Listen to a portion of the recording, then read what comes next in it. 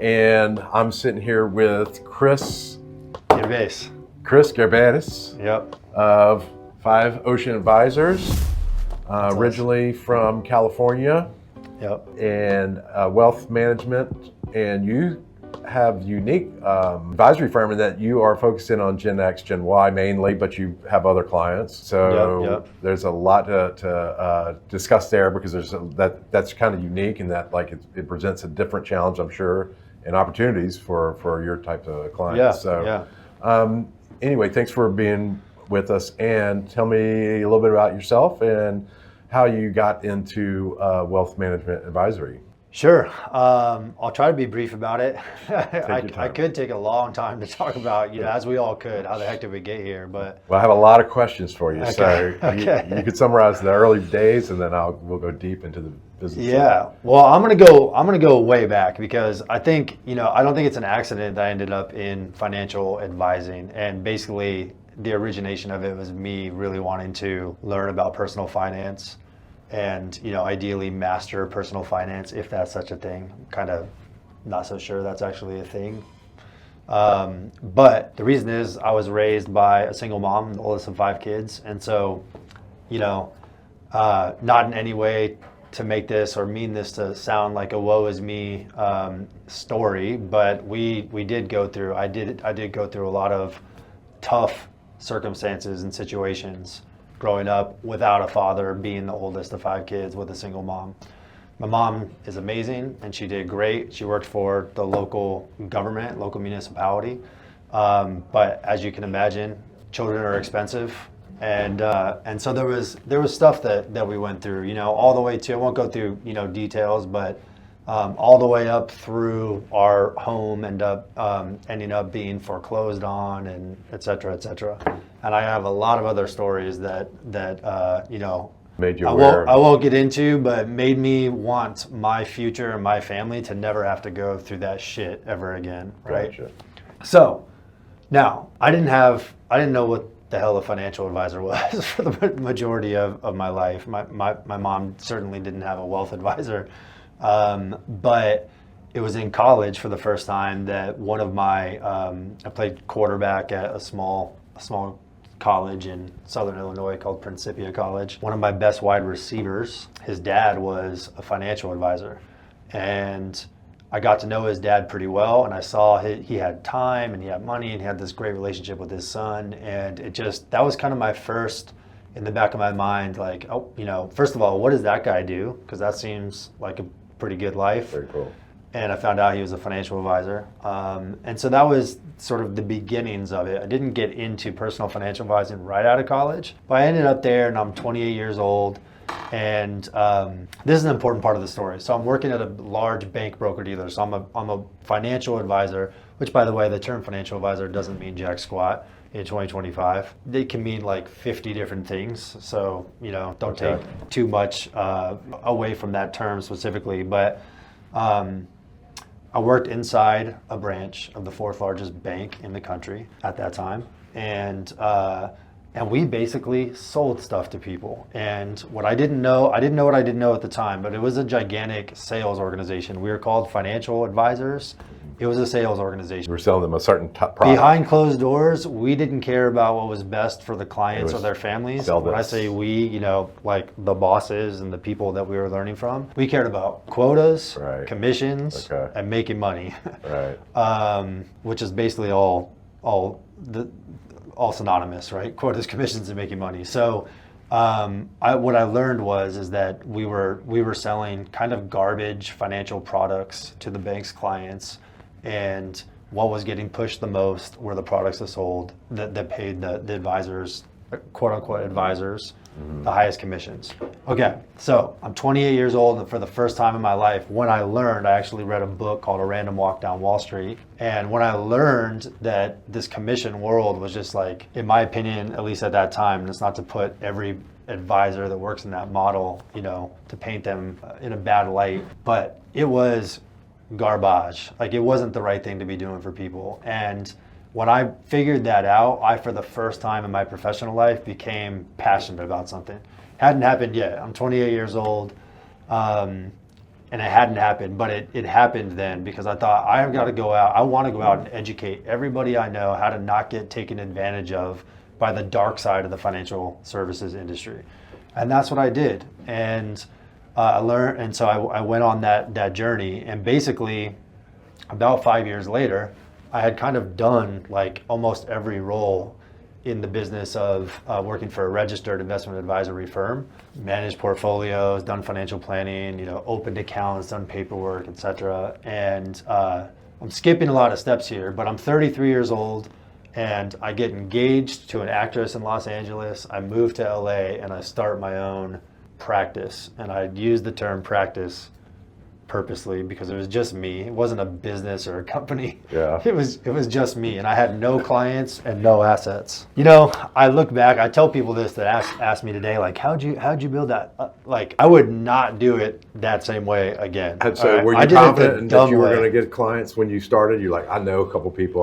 Well, I knew how to do everything right that an advisor does, and like I knew how to run the compliance program. I knew like all that stuff, but I had never tested my ability to go out and actually get clients. And in our business, like, clients, they're trusting their livelihoods with you. They're putting their livelihoods in your hand, their financial livelihood, which is, to a lot of people, their livelihood. It's a big deal. And I had never tried to do that before. So the reason why I talk about being 33 and starting with no clients, no assets, really quickly, I said it's the dumb way.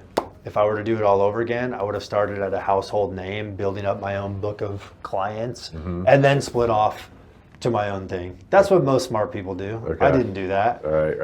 I got all fired up in this moment. I was like, I'm doing this. Ready for change. And I just went for it. Okay. And so it was tough, but you talked about working with Gen X and Gen Y, so younger people. Well, that didn't just happen. It didn't happen on purpose. Yeah. How it happened was I'm 33 years old, living in Santa Monica, California, and the only clients that I was getting at the time were younger people that were about my age, and they didn't have millions of dollars. I was no clients, no assets. 33. I wasn't attracting. I didn't have a network of ultra wealthy people too. So I wasn't attracting like the 65-year-old retiree with $5 million in their 401k or whatever that they were rolling over. Who I was attracting were young, ambitious entrepreneurs in LA. And they didn't have a lot of, liquid assets for me to manage, but we were like-minded, so we got along really well, so it was fun working with them. We were all kind of going through similar stages of life. So I just really loved the experience of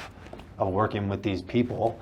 And then over time, so the business started working. In the first couple of years, it was a lot of hustling, 1,000 cups of coffee, just giving away as much free advice as I possibly could. Eventually, people started hiring me. But a good handful of those young, ambitious entrepreneurs with not a lot of money, some of their businesses got really big over the next 5 years. And that, along with a couple of referrals for current clients, all started growing. But that it pushed me, again, not on purpose, but into the world of ultra high net worth advising people who have, high 8 and even 9 figures of wealth, young people. And so I had to learn about advanced estate planning and advanced tax planning, and how do you build a financial structure for somebody with that kind of wealth, and private equity and venture and all those things. So I just went to learning, and that's how my specialization of working with young entrepreneurs who have built a significant asset, that's how it all came to be. That's a great journey. Yeah.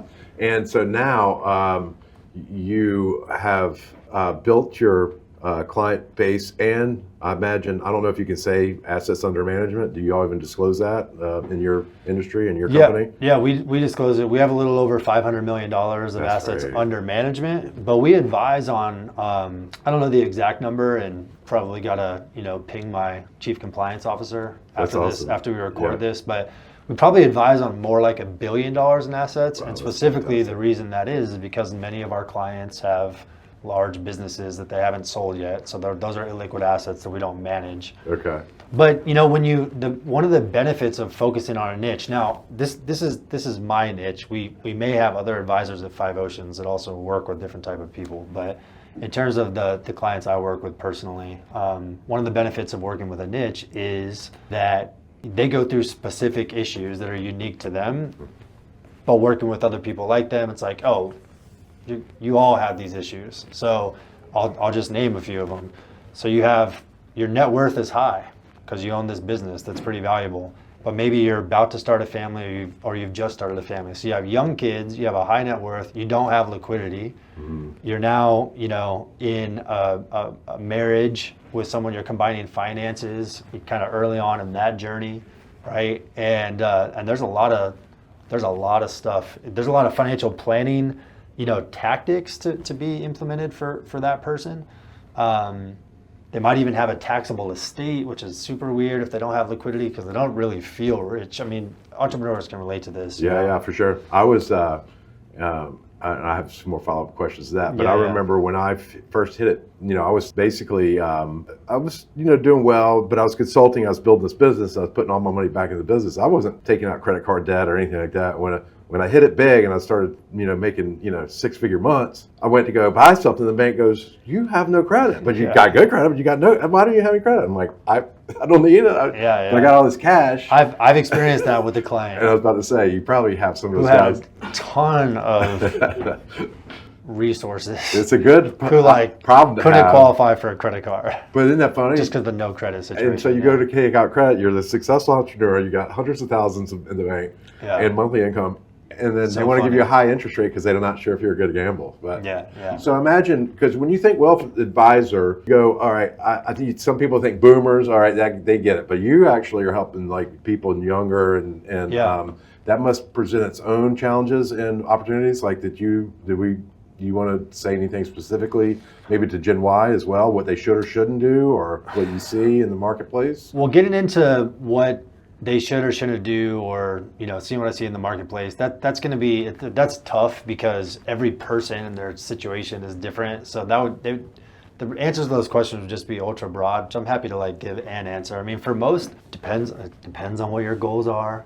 Right. Broadly speaking, most of the people that I work with want to have a net worth of well over $10 million one day. And that's not everybody, but the people I work with either already there or aspire to have that, right? So one of the pieces of advice I'll give is the strategy to create significant wealth is taking concentrated risk. It's very different from the strategy to keeping wealth, which is diversifying your risk. So what you're advising a boomer is different than when you're saying somebody Gen Y who wants to be a little more aggressive and can take some more chances on. Absolutely. There's truly not going to be a better investment than investing in themselves, which could take the form of investing in their own business or even just personal growth or learning more skills. Is there anything right now, 2025, what's hot, what's not right now, what would you say about the marketplace today? Is there anything specifically you'd say avoid, do, or not do in relation to financial investing or advising? Like, are you saying mistakes you keep seeing people make right now the mistakes that people make are not specific to 2025. So, but I'll talk about this one just in general. I mean, we all know it. So here's the funny thing about financial planning. It's like exercising and working out. Like, do you really need to read another book about what you need to do to have 9% body fat or 12% body fat, whatever healthy body fat is? Do you really need to listen to another podcast about what you need to eat? That you need to eat whole foods and not drink alcohol and stay away from sugar? Do you really? No. So then why isn't everybody walking around with 12% body fat or 10%? Again, whatever. You know what you need. Whatever. Everyone. And guess what? When it comes to financial planning, and investing, most people know what's smart and what's not very smart. It's just the problem is it's simple, but it's not easy. Mm-hmm. That's because investing in financial planning, it's emotional. Mm-hmm. So I can say, hey, when Bitcoin or companies that are have a massive tie to Bitcoin shoot up and are at their all-time highs, or when the stock market's at its all-time high, or when real estate's at its all-time high, maybe you should think about not piling more money in at the all-time high. Okay. I can say that, but doing it is a different thing because we all have recency bias. We're all looking at, and we have FOMO. We're all looking at the thing go up like this. Whatever, it doesn't matter what the investment is. It looks good. Yeah, great. It looks good based on the past. Recency bias. Recency bias. That's a new one. But the way to go broke is to buy high and then sell low. And so now the thing comes down. Again, I'm saying the thing because it could be anything. Right. Now the thing comes down and fear and anxiety kick in. What if it goes lower? I could lose it all. So now I'm going to sell. Permanent wealth destruction. And so does anyone really need to know that's not a good idea? Everyone knows that's not a good idea, but doing it is a more difficult thing. I'll talk about a boomer for a second. I had a boomer come into my office when I'm like 35, 36 years old, a married couple. And I had heard these stories out there, but I had never had people in my office like borderline crying with a specific example, which is to say that when they were about 55, when 2008 happened, and they sold at the bottom of the market because the fear got too strong. And now they're in my office in like 2017, and they never got back in. Because when you're trying to time the market, you got to be right twice. You have to be right about when to sell, but you also have to be right about when to get back in. So they had never got back in because they were they had such a bad emotional, traumatic, I don't think that's too strong of a term. So money was in whatever, cash, maybe treasuries that entire time. And now here they are, and they're not even close to being able to live the life they want in retirement. Now they're 65 years old when they're in my office, something like that. And it was sad. It was sad. Now, do you think, did they not know that it was a bad idea to sell low? No.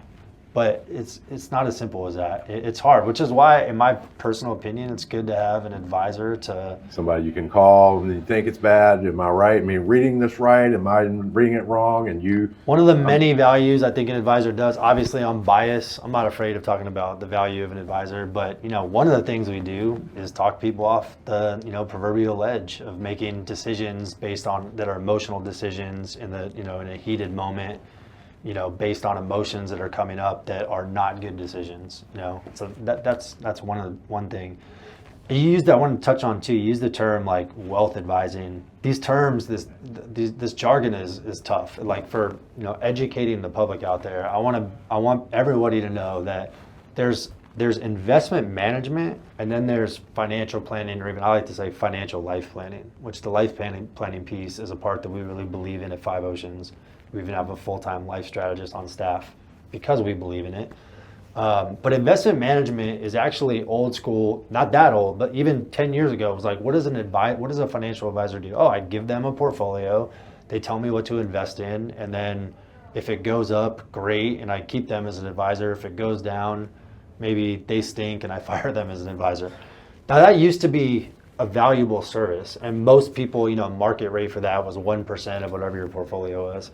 In 2025, I don't think that's very valuable of a service anymore because you can get amazing portfolio management for a lot less expensive because technology, can create and manage phenomenal portfolios for people. They don't need an advisor for that. Okay. So we got to distinguish between investment management, like some value, and like I said, talking people off the ledge and getting them to make, but that I put that more in the financial life planning bucket. Some value here, not a ton of value. Now, financial life planning, that's a little more strategic. I think you're talking about building, managing one's entire financial structure, including estate planning, insurance, taxes. The whole king caboodle, and what do they want their life to look like, so we can then match their financial plan to what they want to accomplish in their life.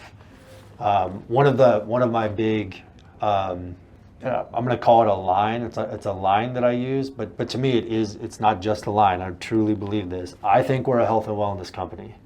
And the reason I think that is because, I don't think it's that far of a jump to call a financial, the way we do it at least, and a lot of other firms do it great as well, but financial life planning, a health and wellness company, because actually I'll ask you, what's the number one cause of disease in the world or in the country? It's a lifestyle. Couple of guesses. Food, drink, alcohol. And what does all that cause on your body? Stress. Yeah. Number one cause of disease is stress. Okay. At least that's what I've been told by multiple doctors and that whole industry. Yeah. What's the number one cause of stress in the United States? Money, lack of money? Personal finance, Okay. money, lack of money, whatever you want to call it. But it's not actually just lack of money, it's personal finance. Like, I've gone through some scenarios with founders who sell their companies, and it's the first time in their life they're now they're living without an income, and they're living off of what they've built. And it's not easy. It's not an easy emotional, mental transition. Been there. And then it's not just them, it's also their spouse. Like, it's kind of depressing when you leave something that was growing and having fun and monthly income and the team. so it's not just the lack of money that causes stress. It's money in general, and like not having a plan and having holes in your financial planning. So you take somebody somebody maybe that just exited or is getting ready to exit, and like you help them with the planning aspect of the. Oh yeah, I mean, all the advanced estate planning that's involved with that, all of the cash flow planning that's involved with how are you going to actually fund your life after, how much is enough. Yeah. Here's another big. Do you mind me ranting like this? No, you're filling all the gaps. I'm running out of questions because you're answering them all. So, two overarching big strategies to like building wealth. All right, or even I'll call it to hiring a wealth advisor. Like your approach. Why are you hiring a wealth? Why do you want help? What's your goal with your money? To grow it as big as possible, to have as much as I can. That's most of our default answer and reasoning and driver. There's some problems with that. As much as possible or as much as I can, that's not a quantifiable number. Can't quantify that. There's some risk involved in that too, though, right? And their risk reward ratio, like younger guys willing to take more risk. Yeah, I mean, for sure, risk and reward is applicable to everybody, and you know, yes, I think on average, more people are willing to take more risk when they're younger and have less responsibilities and things than when they're older. But to have as much as I can. So forget about like even younger people, just anybody out there. Have as much as I can or as much as possible is not a quantifiable number. Because like, is it $10 million? Well, if it's as much as possible, then well, what if the number's higher than that? It's not a quantifiable number. And because it's not quantifiable, it's literally not achievable. So as much as possible is not an achievable number. And so you're going to drive yourself completely nuts. Okay. So we as a society should be focused, and as people manage their own personal financial lives, we should be focused on what is enough. And enough actually is a quantifiable number. And because it's quantifiable, it is actually achievable. So, you know, that's saying here's what I need for a monthly, and here's what I envision in the bank for savings. And here's all these other future financial goals that I have. Here's what I want my life to look like. Great, we can quantify all of that. Okay. We have tools and math to quantify. Well, how much do you need today to fund all of that future life that you want? Gotcha. Like we can quantify that number. Too many people walk around not knowing what that number is. Yeah. Okay. And once you know what that number is, it's pretty helpful because now you can drive to a specific goal. You go sell your business, for example. But getting back to the health and wellness, part of it, I think if at the end of the day, even very successful people are still, I've worked with very wealthy people who still have anxiety because they don't know exactly where they're spending their money. They have an idea, they don't know exactly, and so they have tons of money, but back here they're still not sleeping perfectly well at night. Like we think we have enough, but we don't really know how much we're spending. I know I've worked with very wealthy people who, who have other financial stresses that aren't just do I have enough? And what do you do in that case? If somebody's willing to come to you and say, okay, I think I have enough, do they open up the books and you look and help them figure out what they're spending, what's coming in, and what's being invested, and how much they're making? Oh yeah, we do all that analysis to help them, fine tune a number and what they need to accomplish again what they want their life to look like. But I think at the end of the day, my personal belief is that what we really do as financial life advisors is we alleviate fear and anxiety around money.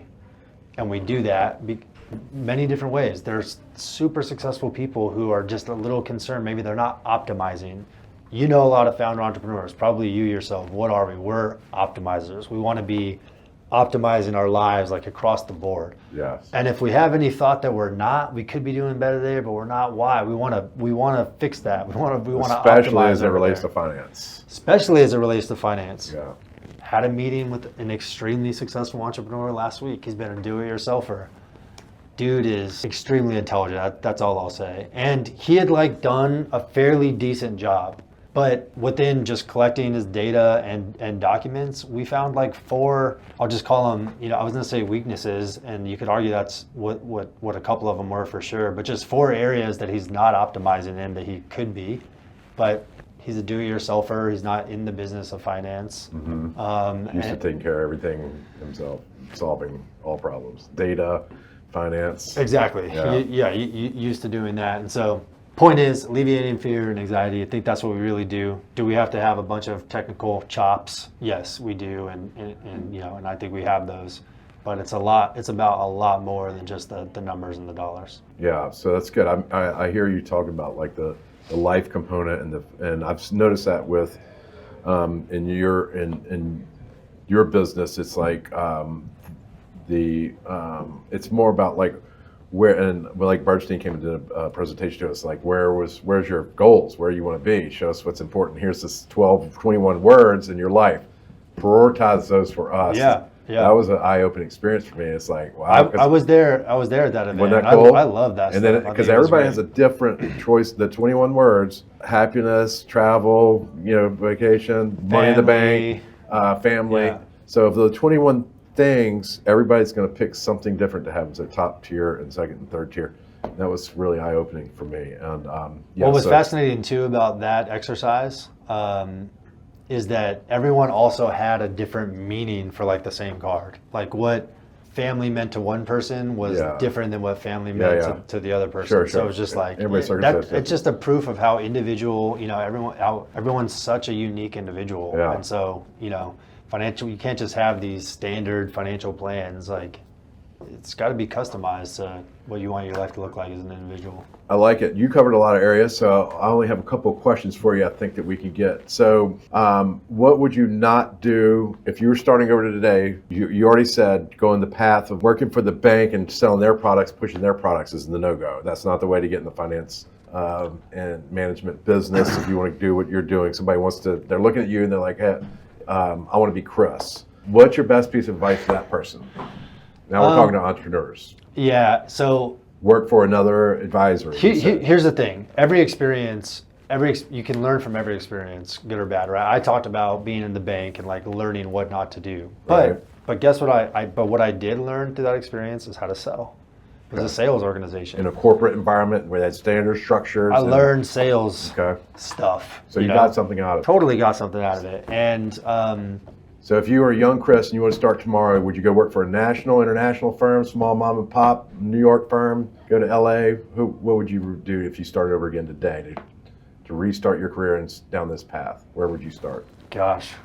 You're gonna have to cut this video for a second because I'm gonna have to really think about this for a second. There's no wrong answer. There's more than one right answer too, by the way. So right. There's just pros and cons to every experience. So what comes to mind is you go one route is I'd feel really good about going to work for a large registered investment advisory firm. Now I say RIA because that's the model I believe in, the fee-only RIA model. Which we didn't even talk about what fee-only means, but registered investment advisor versus broker-dealer. Gotcha. And in the large company, you're likely to just have a lot of training opportunities, a lot of growth opportunities, a lot of people to learn from, et cetera. So there's more than one right way of learning. There's totally more than one right way. And if you were to go work for a really small company, you're going to get exposure to a lot more parts of the business, right? And build up your relationships and portfolio maybe when you head off on your own at some point. That's the one thing that I would say that is like a very specific direct piece of advice is that I do believe, and I've seen people do it like me, and I've seen people do it the other way, and I do believe, at least as I sit here today in 2025, that the other way is better and smarter, which is work for a big name brand, build up your clientele, and then split off and start your own thing. If you're an entrepreneur, that's not the right answer for everybody. That's making that decision to split off is a whole different ball of wax. But doing the no clients, no assets, starting from scratch thing it's not doable. It's totally doable, but it seems like a tougher path. On the other hand, you do the thing where you work at the big firm with the household name and you build up your book. Well, now you're dealing with non-competes and non-solicits and you know, all that stuff. So, right. So, you know, it's not like you just guess pick up what? and Either go. way, it's just like any business, any entrepreneur, no matter how you slice it and dice it, it ain't easy. Yeah. It takes a lot of work. Just takes work. And but I think we got a good couple of statements from you about like quitting, starting, and then just coming out and starting on your own without any clients already in pocket, just ready, just knowing that you're going to go out there and be successful and that you're going to start small and grow. You're just confident about it, right? So you had the confidence of your background and your training and your sales ability. You know, I had enough confidence to start. I don't know that I'm just being totally honest. I don't know that I knew I was going to be successful. I hoped I was going to be successful. Mm-hmm. I think my wife had more conviction in me than I had in myself, which is also a huge, massive lesson, right? To be with someone like that rather than someone who's doesn't believe in you or pulling you down. Okay. Yeah. So That's awesome. I hoped it would work, and you know, it sort of has. Yeah. No, obviously it looks like it. Yeah, it's just one person's journey. I love it. Thank you for sharing. Any last statements or anything you want to say or add into clips or something that we can add into this that you didn't get out that you want to get out? No, I don't think so. Chris? Nothing I can think of. Thanks, sir. Thanks for having me. Yeah, thank appreciate you. it. Cheers.